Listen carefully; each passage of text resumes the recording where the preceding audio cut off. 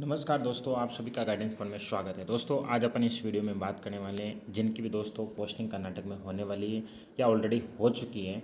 तो यहाँ पे आपको पोस्टिंग के बाद में दोस्तों यहाँ की जो मदर जो लैंग्वेज है, मदर टंग है, वो दोस्तों यहाँ की कन्नड़ा है और ये भाषा आपको सीखनी ही पड़ेगी। इसलिए आज अपन दोस्तों ये कन्नड़ा से रिलेटेड ये सीरीज़ शुरू करें, हिंदी से कन्नड़ा कैसे सीखें, वो भी आसान शब्दों में। अपन यहाँ पे आज बेसिक से स्टार्ट करेंगे और आप आसानी से कन्नड़ा भाषा सीख सकते हैं। अगर आप यहाँ कर्नाटक में घूमना चाहते हैं तो यहाँ की भाषा आपको आना बहुत ही ज़रूरी है। और भाषा एक अच्छी चीज़ होती है कि सीखना भी अच्छी बात है। और अभी जो भी ऑलरेडी एमआरएस में सिलेक्टेड है, जो भी यहाँ पे कर्नाटक में आए हुए हैं, उनकी जो यहाँ पे कन्नड़ा लैंग्वेज को लेकर जो प्रोफिशिएंसी जो टेस्ट है वो ऑलरेडी 12 जुलाई को हो चुका है।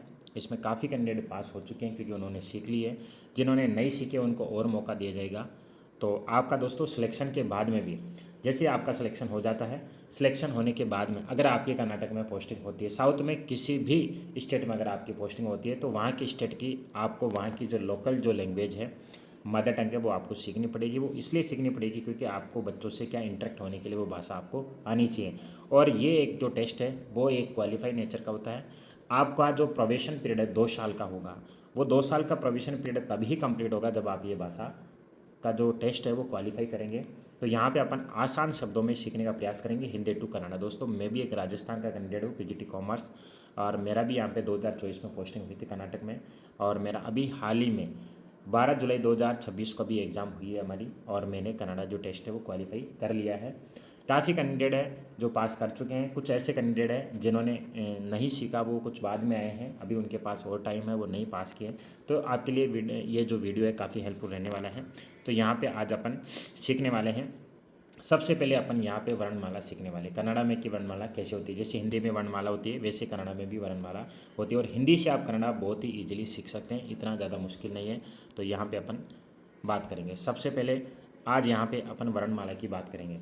तो यहाँ पे अपने हिंदी में वर्णमाला बोलते हैं, लेकिन कन्नड़ा में उसी चीज़ को क्या बोला जाता है, उसी चीज़ को यहाँ पे कन्नड़ा में वर्णमाला बोलते हैं। अपन बात करते हैं वर्णमाले, वर्णमाले बोलते हैं। यहाँ अगर अपन बात करें तो कन्नड़ा में हिंदी में वर्णमाला बोलते हैं, लेकिन कन्नड़ा में इसको क्या बोलते हैं, वर्णमाले बोलते हैं। कन्नड़ा में क्या बोलते हैं, वर्णमाला। और इसको कन्नड़ा में इस प्रकार लिखा जाता है,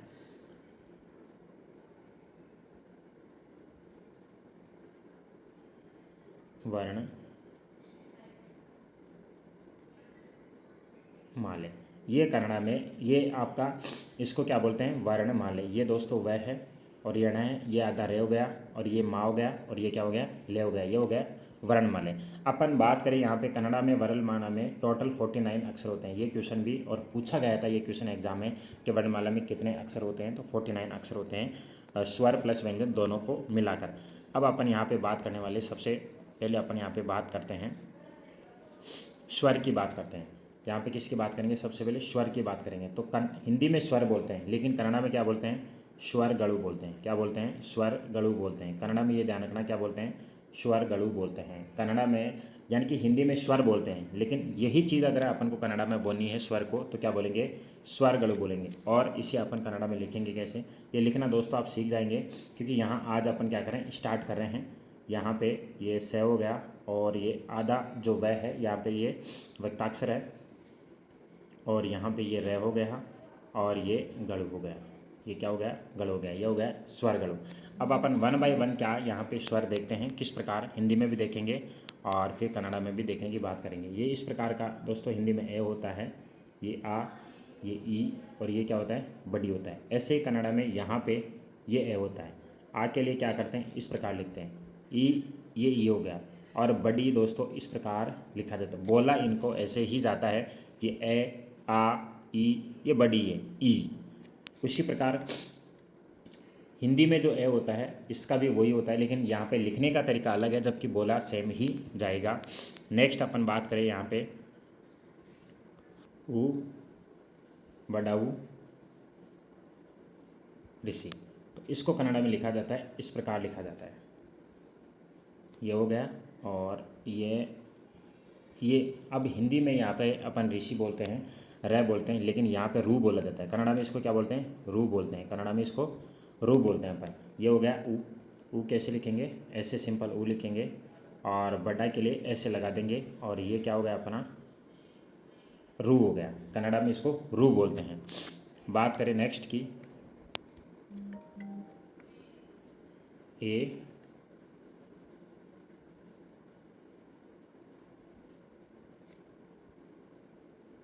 ओ। अब दोस्तों हिंदी में क्या होता है अपना दो ए होता है, ए यानी ए आई होता है, लेकिन यहाँ पे कन्नड़ा में दोस्तों 3 ए होते हैं। जैसे फर्स्ट है यहाँ पे ये, सेकंड ये है, थर्ड ये है और ये हो गया सिंपल। यहाँ पे कन्नड़ा में 3 दिए हुए हैं, जबकि हिंदी में 2 ही होते हैं, ए आई। लेकिन यहाँ पे सिंपल ए आई इसको बोलते हैं, आई बोलते हैं, ये सिंपल ओ। नेक्स्ट बात करते हैं अपन एक ओ भी यहाँ पे कन्नड़ा में क्या होते हैं 3 होते हैं, ये आउ, ये हम। तो यहाँ पे अपन बात करते हैं, ये जो ओ है ये इस प्रकार लिखा जाता है और ये जो आउ है वो इस प्रकार लिखा जाएगा और ये इस प्रकार लिखा जाएगा दोस्तों, और ये इस प्रकार, यानी कि ये जो है यहाँ पे 2 बिंदु लगा देंगे और ये सिंपल ऐसे लिखा जाएगा। दोबारा से लिख के बताते हैं आपको। एक तो ओ सिंपल ये होता है, एक ओ ये होता है, एक ये आउ होता है। इस ओ को लिखते हैं सिंपली, इसको यहाँ ऊपर ऐसे लगा देते हैं, ये है इस प्रकार लिखा जाता है। ये होता है अम, इसको लिखते हैं इस प्रकार। फिर होता है अह, ये इस प्रकार लिख के 00 यहाँ पे लगा देंगे। ये होता है ओ, ये होता है ओ, ये होता है औ, ये होता है अम, ये होता है ए। बोला वैसे ही जाता है दोस्तों, लेकिन लिखने की जो बनावट है वो कन्नड़ लैंग्वेज की जो शैली है वो थोड़ी सी अलग है। ये आपको प्रैक्टिस से आएगी। तो आज अपन ने इस वीडियो में स्वरगलु पूरा पढ़ लिया है। तो इसके अब दोबारा से अपन रिवीजन करेंगे स्वर कैसे। दोबारा से आप देखिए, ए आ ई बड़ी, इसको कैसे लिखेंगे आप भी प्रैक्टिस करें साथ में। इस प्रकार से ये हो गया ए, ये आ लिखेंगे,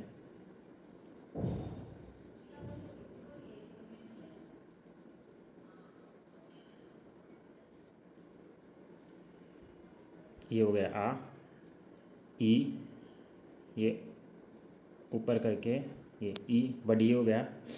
फिर है ऊ, ऊ के लिए किस प्रकार लिखेंगे सिंपल। बड़ा ऊ के लिए क्या लिखेंगे यूँ करके यू। नेक्स्ट रेसी, ए कन्नड़ में 3 है, इसके लिए यूँ करके यूँ, ये रू, कन्नड़ में इसको क्या बोलते हैं रू। इस प्रकार ये आई, फिर है ओ, सिंपल ओ के लिए ये, फिर ये ओम वाले ओ के लिए यू करके यू करना है आपको। नेक्स्ट आउ, अम अह, तो इस आउ के लिए सिंपल ये करना है। फिर उसके बाद में क्या करना है आपको, यहाँ पे सिंपली लाइन ऐसे खींच के ऐसे कर देना है। तो इसके लिए ए लिखे एक बिंदी लगा देनी है और यहाँ पे 2 जीरो लगा देंगे। ये क्या हम अह हो गया। इस प्रकार आपको दोस्तों स्वरगलु तैयार हो गए। और टोटल अगर आपको स्वरगलु पूछे कन्नड़ में तो कितने होते हैं स्वरगलु टोटल की बात करें तो 13 होते हैं। और कन्नड़ में इसको क्या बोलते हैं अधिमूरु बोलते हैं। क्या बोलते हैं इसको अधिमूरु, कन्नड़ में इसको अधिमूरु बोलते हैं। आज अपन ने स्वरगलु की क्या किए प्रैक्टिस की है। आप भी सबसे पहले स्वरगलु यानी कि जो स्वर है जो वोवेल है वो आप याद कीजिए। फिर कल अपन व्यंजन देखेंगे और कन्नड़ में क्या बोलते हैं उनको व्यंजनगलु बोलते हैं। क्या बोलते हैं व्यंजनगलु बोलते हैं। आज मैं आपको 2 सेंटेंस सिखाता हूँ। आपसे कोई भी आपका नाम पूछे तो कन्नड़ में किस प्रकार आपको नाम पूछ सकता है। जैसे आपका नाम होता है ना कि आपका क्या नाम है, सिंपल है आपका क्या नाम है। आज मैं आपको 2 सेंटेंस सिखाता हूँ। सिंपली हर कोई, जैसे आपको आपका नाम, आप कर्नाटक में प्रवेश कर गए तो सबसे पहले क्या पूछेगा वो आपको कि आपका क्या नाम है। लेकिन ये तो हिंदी में, इसको कन्नड़ में कैसे पूछते हैं। आपका मतलब होता है यहाँ पे निम्मा, क्या होता है निम्मा, और यहाँ पे नाम क्या होता है हेसरू। क्या का मतलब होता है यहाँ पे एनु, और नाम क्या होता है हेसरू। तो वो क्या पूछेगा निम्मा हेसरू एनु, क्या पूछेगा निम्मा हेसरू एनु। तो कन्नड़ में इस प्रकार पूछते हैं व्हाट इज़ योर नेम को निम्मा हेसरू एनु। कर्नाटक में नाम इस प्रकार पूछा जाता है व्हाट इज़ योर नेम निम्मा हेसरू एनु। तो आपका जवाब क्या होगा कि आप अपना नाम कैसे बताएंगे। आप अपना नाम बताएंगे नन्ना यानी कि मेरा, नन्ना यानी मेरा, हेसरू, हेसरू यानी नाम। जैसे आपका रवि नाम है तो आप रवि लिख सकते हो, श्याम नाम है श्याम, राम नाम है तो राम कुछ भी लिख सकते हो। तो आपको पूछने वाला कैसे पूछेगा निम्मा हेसरू एनु, व्हाट इज़ योर नेम, या आपका क्या नाम है। तो आप आंसर देंगे नन्ना हेसरू, नन्ना यानी मेरा, हेसरू यानी नाम। अब जो भी नाम है आप अपना नाम लिख सकते हैं। इसके अलावा जब भी आप कर्नाटक में प्रवेश करोगे तो फिर आपको पूछता है कि आप कहाँ से हो, आप कहाँ से हो, आप कहाँ से हो, आप कहाँ से हो। तो आपको तो यहाँ पे क्या बोलते हैं, यहाँ पे बोलेंगे निम्मा, निम्मा, निम्मा उरु, निम्मा उरु यावदु, यावदु। अगर आपको कन्नड़ में पूछे कि आप कहाँ से हो तो निम्मा उरु यावदु, निम्मा उरु यावदु। और आपको जवाब देना है कि आप कहाँ से हो। जैसे मैं राजस्थान से हूँ तो मैं क्या जवाब दूंगा नानू, नानू, मैं जवाब दूंगा निम्मा उरु यावदु, यानी कि वेयर आर यू फ्रॉम, आप कहाँ से हो। इसका अगर आपको कन्नड़ में जवाब देना है तो आप जवाब देंगे नानू। जैसे मैं राजस्थान से हूँ, मैं, नानू मीन्स होता है मैं राजस्थान से हूँ, तो यहाँ पे लिखना पड़ेगा राजस्थान, राजस्थान दिंदा बंदी देने, बंदी देने, बंदी देने।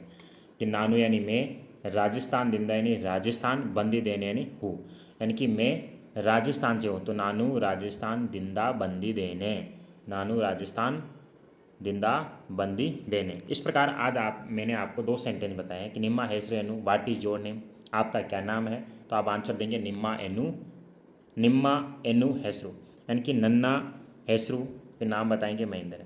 आपसे सीधा पूछा जाएगा निम्मा हेसरू एनु, आपका क्या नाम है, तो आप जवाब में देंगे नन्ना हेसरू, नन्ना आफ्टर आप जवाब दे सकते हैं। या आपको कि आप कहाँ से हैं तो आपको ऐसा पूछा जा सकता है कि निम्मा उरु यावदु, यावदु यानी वेयर, कहाँ से हैं, तो आप जवाब देंगे नानू राजस्थान दिंदा बंदी देने। तो आई होप आपको ये वीडियो अच्छा लगा होगा। तो जिनको वीडियो पसंद आए वो लाइक शेयर कमेंट ज़रूर करें, और अगर आपको ऐसे नेक्स्ट वीडियो चाहिए तो आपको कमेंट बॉक्स में कमेंट ज़रूर करना है। कल अपन ये वीडियो कंटिन्यू करेंगे, और आज अपन यहाँ पे स्वर गणों की प्रैक्टिस की है, कल अपन व्यंजन गणों की करेंगे। आज अपन यहाँ पे स्वर गणों पढ़ लिए जो कितने हैं 13 है, अधिमुरु है, ये भी आपको ध्यान रखना है कितने अधिमुरु हैं। और कल अपन व्यंजन पढ़ने की कोशिश करेंगे। तो व्यंजन कितने होते हैं कन्नड़ में 34 होते हैं। टोटल वर्णमाला में कन्नड़ में कितने अक्षर होते हैं 49 होते हैं। ओके, कल फिर मिलेंगे नेक्स्ट व्यंजन गणों के साथ, तब तक आप सभी का धन्यवाद।